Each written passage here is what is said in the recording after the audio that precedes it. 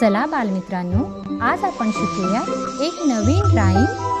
A wise old owl. A wise old owl lived in an oak. A wise old owl lived in an oak.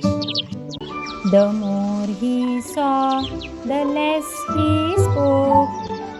The more he saw, the less he spoke.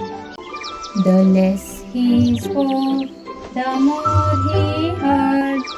The less he spoke, the more he heard. Why can't we be like that wise old bird? फारच छान बालमित्रांनो. चला आता आपण जाणून घेऊयात या कवितेतील काही कठीण शब्दांचे अर्थ. वाईज म्हणजे हुशार, ओल्ड म्हणजे म्हातारा, लाईव्ड म्हणजे राहणे, सॉ म्हणजे पाहणे, स्पोक म्हणजे बोलणे आणि हर्ड म्हणजे ऐकणे. मी आशा करते की आपण सगळ्यांना हा व्हिडिओ आवडला असेल. धन्यवाद.